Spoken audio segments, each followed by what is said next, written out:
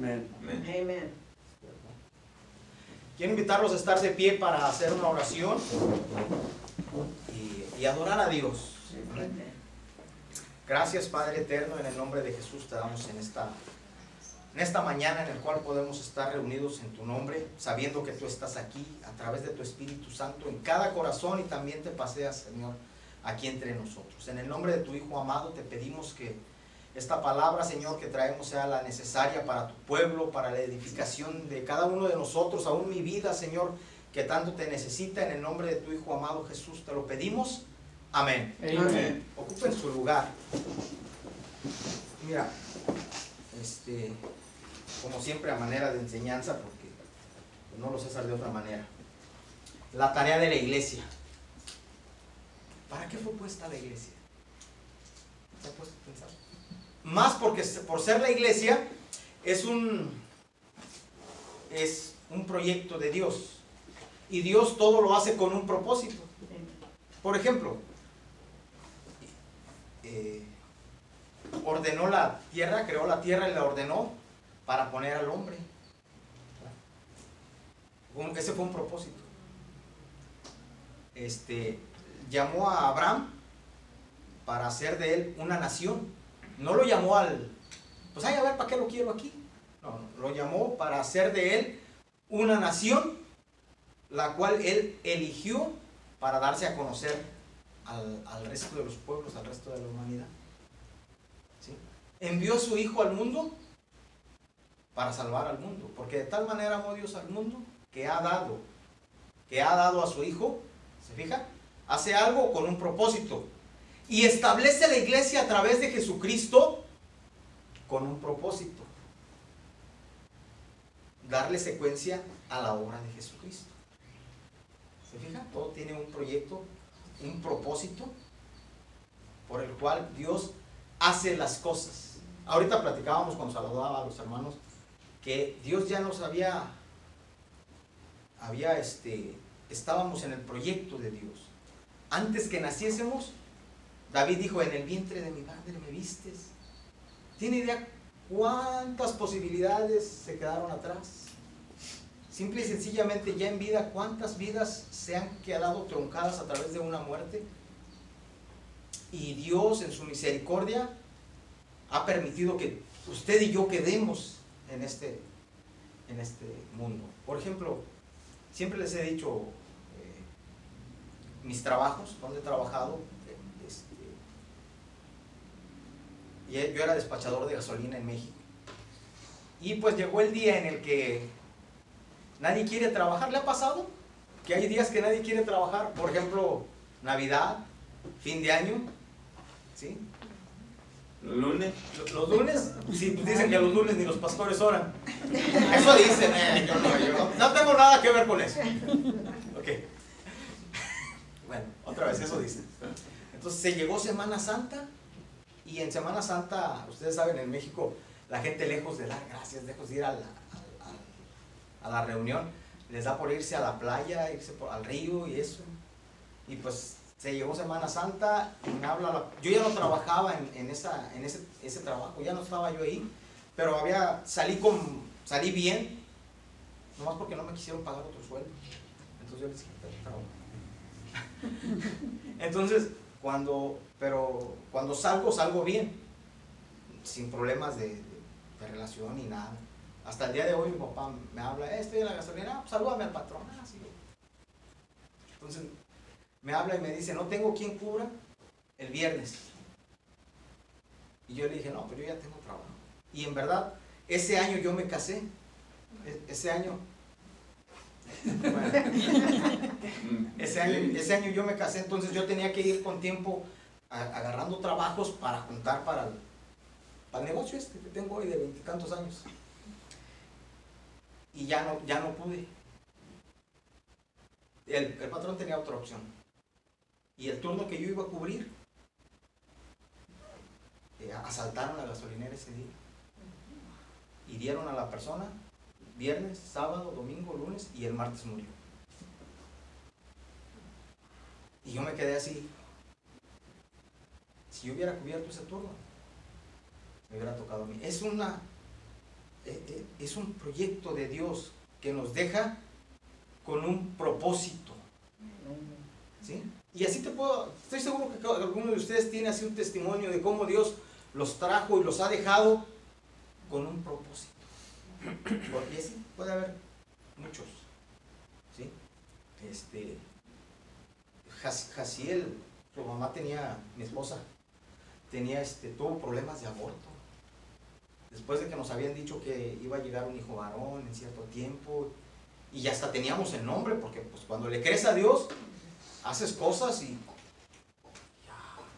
no, gracias a Dios, guardó a este embarazo y ahí está el muchacho de 17 años. Y mira que es una tranquilidad, lo ha dejado con un propósito. Entonces, Dios estableció la iglesia con un propósito. Y ese propósito es una tarea que nos ha dado, que nos ha encomendado como iglesia. A ver, espérame, porque tengo que llevar mi récord. Quiero que abra su Biblia y siga conmigo algunas citas bíblicas. Algunos hermanos que ponen atención dicen, ¿por qué no abres con una cita bíblica? Porque yo no predico, porque yo enseño. ¿Sí? Entonces, vamos a empezar. La iglesia. ¿Qué es la iglesia?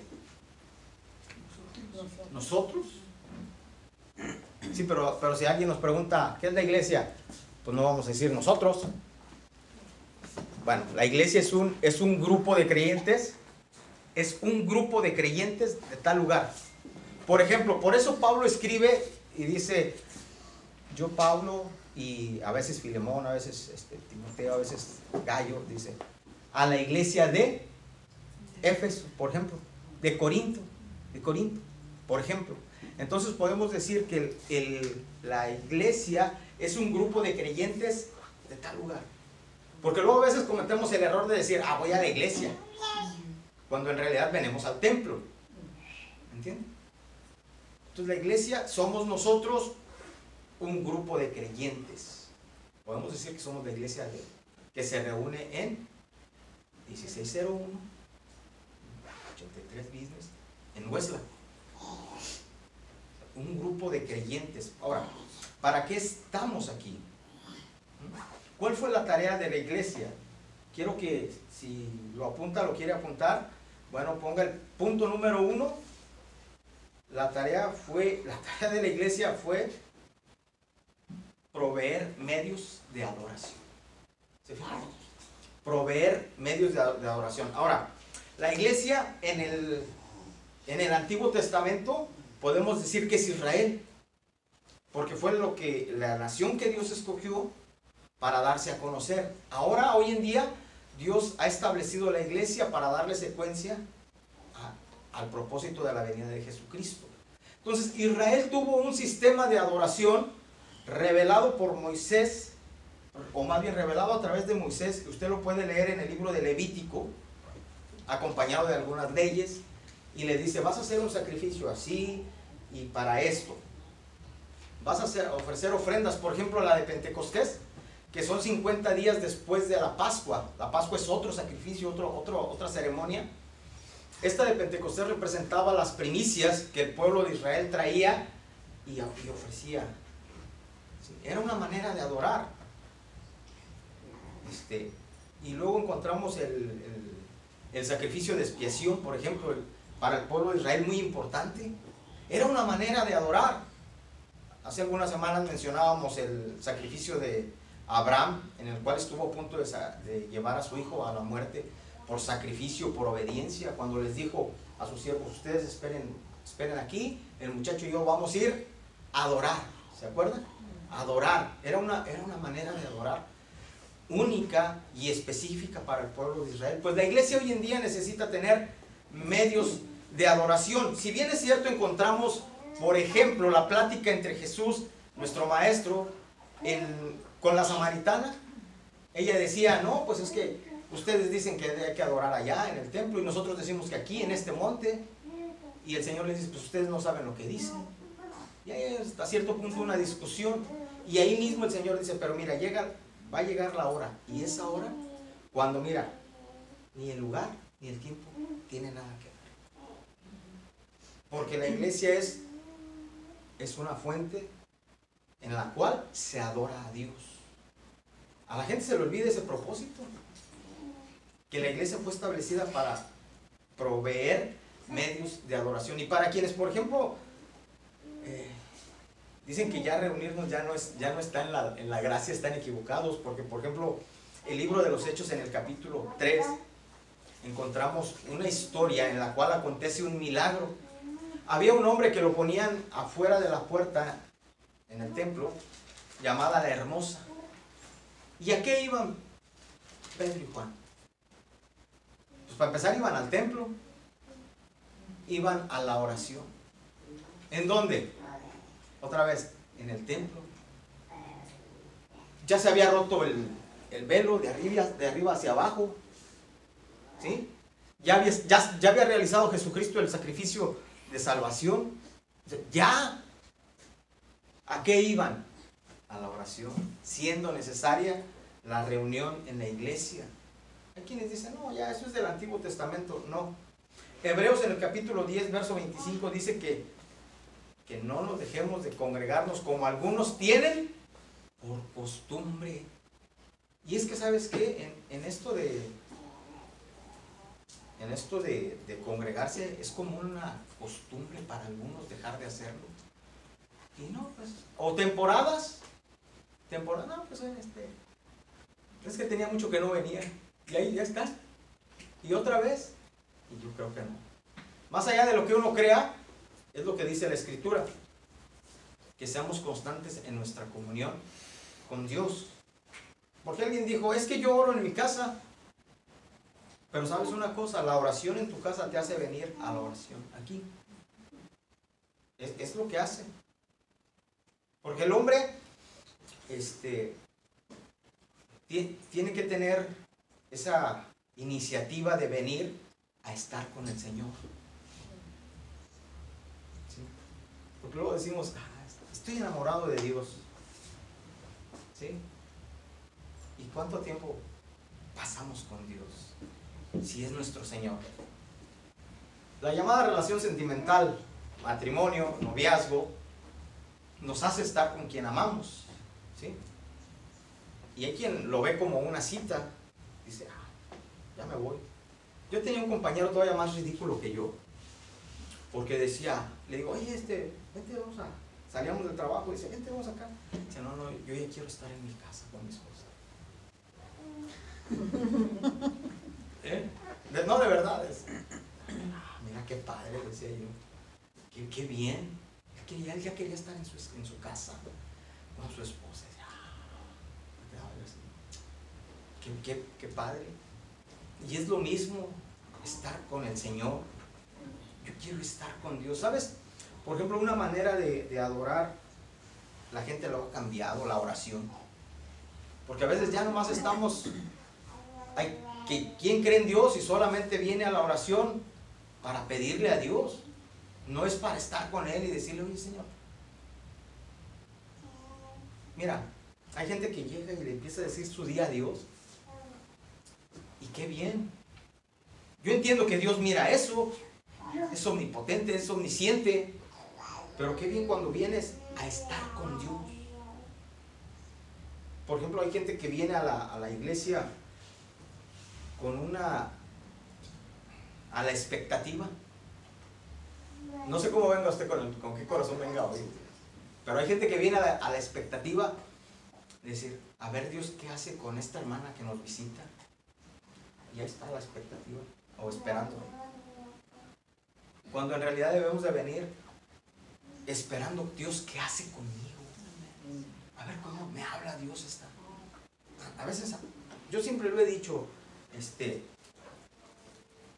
en YouTube hay cualquier cantidad de predicaciones.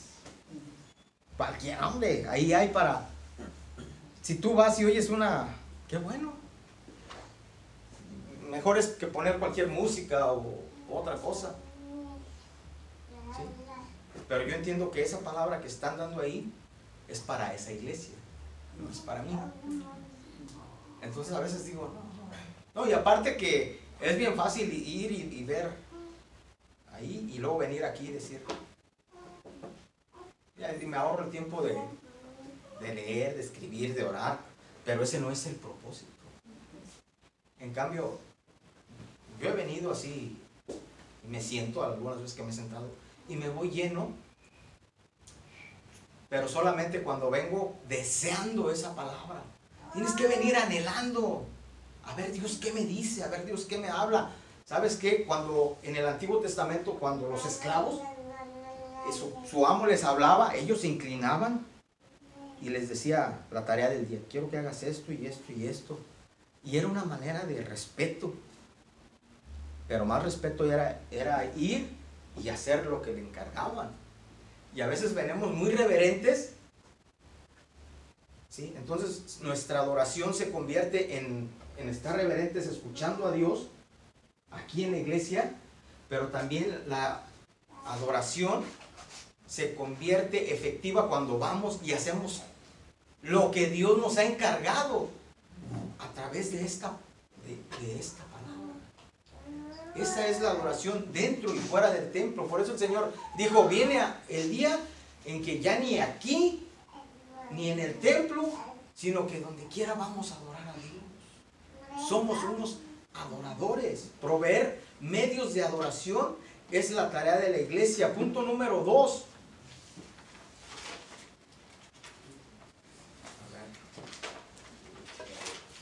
Sostener un nivel moral. Primera de Timoteo 4:1, Pablo le dice a Timoteo que en los postreros tiempos el Espíritu dice que habrá quien va a apostatar de la fe, que va a haber hombres así y así con ciertas características, pero le dice a Timoteo, tú guárdate de estas cosas. ¿Quiere ir conmigo a esa cita? Sostener un nivel moral.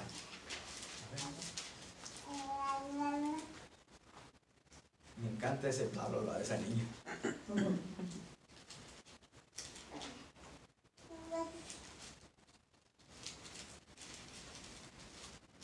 Pero el Espíritu dice claramente que en los postreros tiempos algunos apostatarán de la fe. ¿Y qué van a hacer? Escuchando a espíritus engañadores y a doctrina de demonios. Verso 2. Por la hipocresía de mentirosos que teniendo cauterizada la conciencia prohibirán casarse, mandarán, bueno, ¿sí? Dice, porque, me brinco hasta el verso 4, dice, porque todo lo que Dios creó es bueno y nada es de desecharse si se toma con acción de gracias, porque por la palabra de Dios y las oraciones santificado. ¿Sí? Entonces, todo eso, esto ya es de hoy. Pablo le dice a Timoteo en los postreros tiempos, pero esto ya es ahora. Lo que antes era futuro, hoy es el presente. Quiero que vaya conmigo al verso 6, dice, si esto enseñas a los hermanos, serás buen ministro de Jesucristo. Dice, nutrido con las palabras de la fe y de la buena doctrina. Y empieza a decir, desecha las fábulas profanas y viejas, ejercítate en la piedad, es decir, busca a Dios. Mientras que el género humano, algunos apostatarán de la fe, Pablo le dice a Timoteo, pero tú, guárdate de estas cosas, ¿sí? Y empieza a decirle, tú acostúmbrate a guardarte para Dios. Por ejemplo, San Juan 17, tendría que leer todo el capítulo, pero por ejemplo, San Juan 17 dice, no te pido que los quites del mundo, sino que los guardes del mal. A la iglesia le corresponde guardarse del pecado, guardarse de la maldad. Estamos en este mundo. No, yo no acostumbro tanto a usar, por ejemplo, las películas, pero por ejemplo, en la película de Toy Story hay un personaje que se llama Buzz Lightyear, no sé si lo dije bien, uno que trae hasta un casco así, ¿verdad? Y le dicen, quítate el casco, no hombre, yo vengo de otro planeta. No, güey, espérate, no te va a pasar nada. Y así hay creyentes que pues no quieren saber nada del mundo, porque pues, ay, no, pues, no se vayan a asfixiar. Espérate, pues si Dios nos puso en este mundo. Pero el propósito, hey, ¿es malo estar en el mundo? No. Lo malo es contaminarse del mundo, porque el que se hace amigo del mundo se constituye enemigo de Dios. El asunto es guardarte del mal. La orden del Señor no es apartarnos del mundo. La orden del Señor es guardarnos del pecado. Si usted va a Romanos 6, capítulo 1, es más, quiero ir con usted porque es...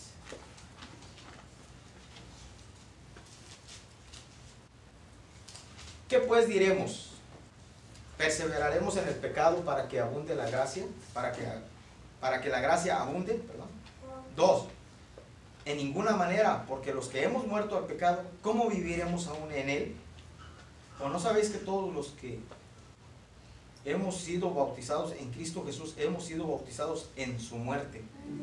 Amén. ¿Qué pues diremos en relación al pecado? ¿Que le seguiremos? Porque algunas personas usan la gracia como una licencia para pecar, y la orden del Señor es, y la de Pablo también es, apártate del pecado. Apártate del pecado. El asunto no es andar en el mundo. O sea, pues, el Señor nos quiere en el mundo. Vosotros sois la luz del mundo. ¿Amén? Entonces, el asunto es guardarnos del pecado. En otras palabras, adiós al pecado. Es la razón o es el propósito por el cual estableció Dios a la iglesia, y su tarea es, el primero dijimos, proveer medios de adoración. El segundo es sostener un nivel moral. En otras palabras, guárdate del pecado. Punto número 3, proporcionar comunión entre creyentes. El hombre, el ser humano, el género humano es un ser social por naturaleza. ¿Tiene usted idea de eso? Es decir, que el hombre tiene vemos por ejemplo algunas cosas muy importantes en el trabajo, en los trabajos. De repente, no, pues, alguien dice, no, es mi compañero de trabajo. Pero de ahí se van a cenar, a almorzar, el fin de semana se ven. Yo tenía un amigo que exageraba, estaba ahí en el trabajo. Luego me decía, cuando yo todavía no tenía un auto, empezaba en el trabajo y me decía, yo voy por ti el sábado en la mañana para ir a la pulga. Y le gustaba ir allá de la 23, y se agarraba como mi esposa en el ese de enfrente. Todo, y atrás de él.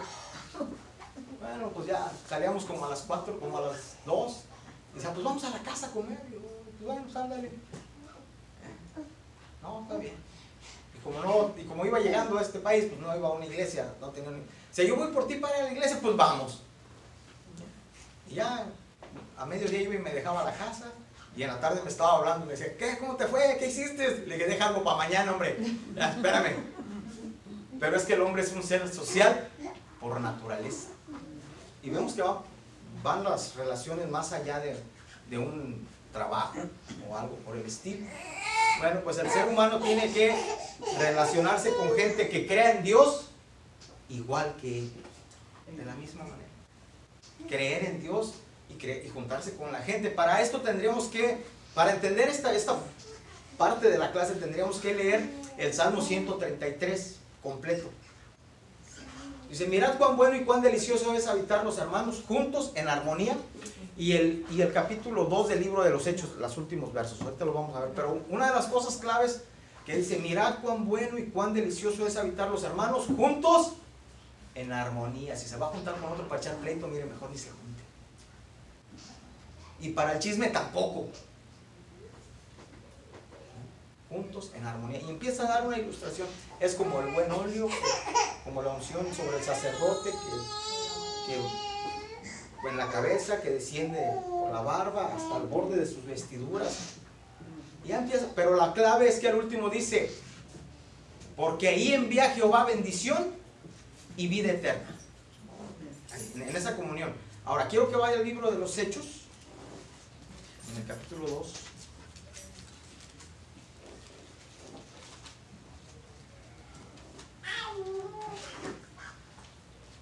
en el verso 43. Bueno, a mí me gusta el 42, porque dice, perseveraban en la doctrina de los apóstoles.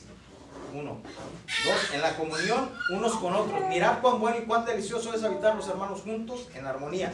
Y aquí se está cumpliendo esa parte. Muchas citas están en el Antiguo Testamento, pero se respaldan en el Nuevo.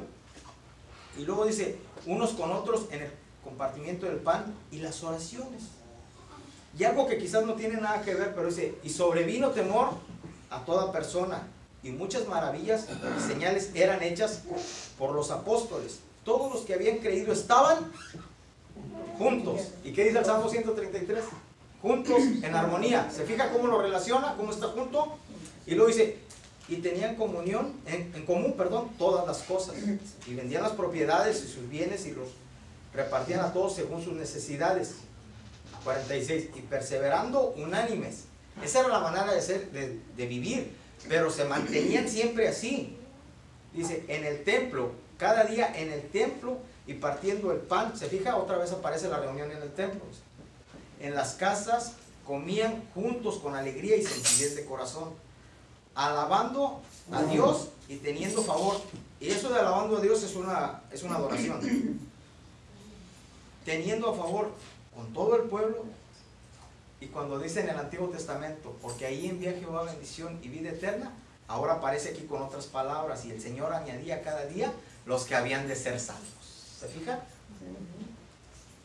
El Salmo 133 con Hechos 2 se relaciona cuando dice, y ahí envía Jehová bendición y vida eterna. Dice, ¿por qué? Y el Señor añadía cada día los que habían de ser salvos.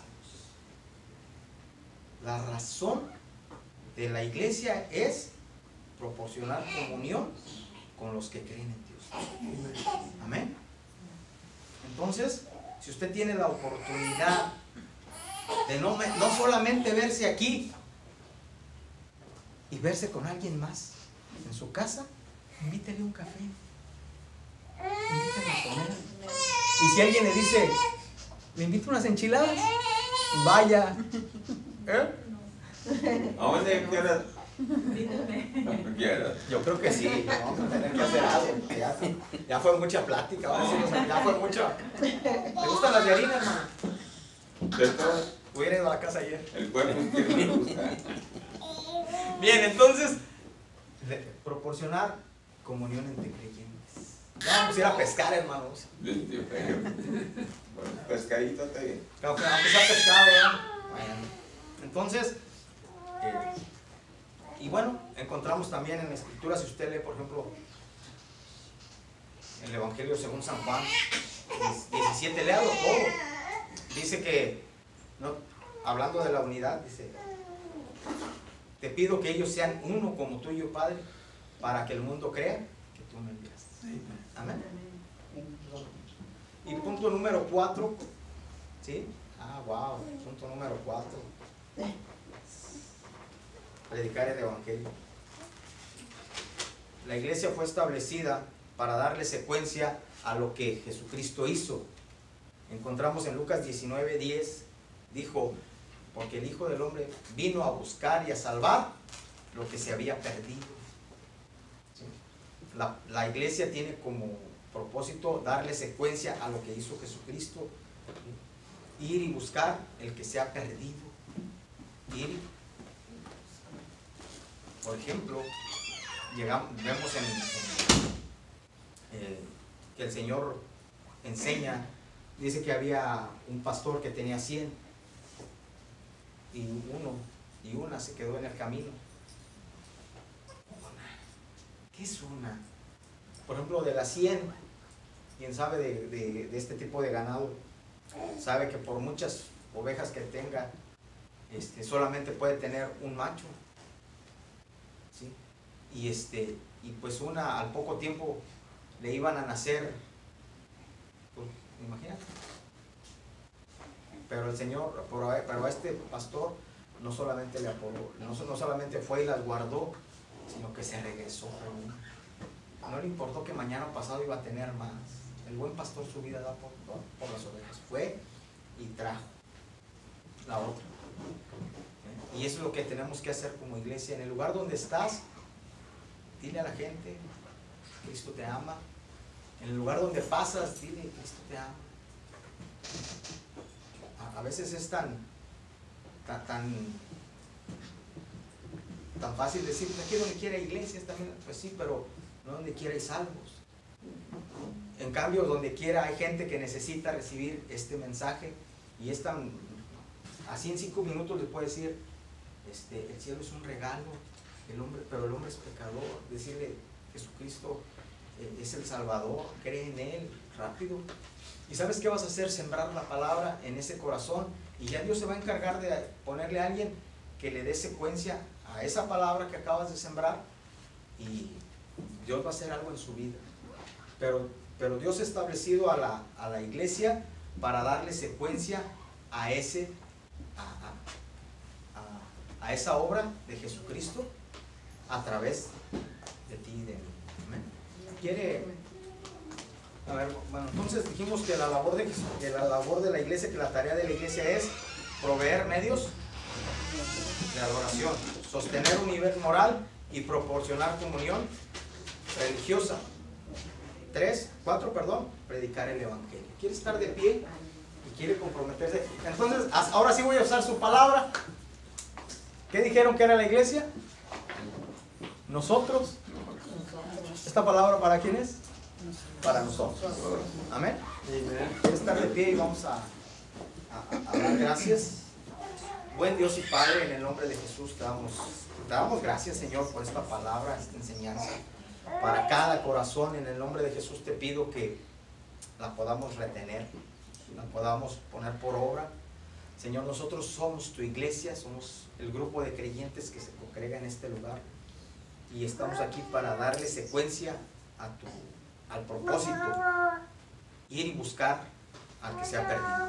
En el nombre de Jesús, que también podamos tener comunión entre nosotros, que podamos guardar el testimonio que nos has dado, y también, Señor, estar en los medios de adoración, Padre. Te lo pedimos en el nombre de Cristo Jesús.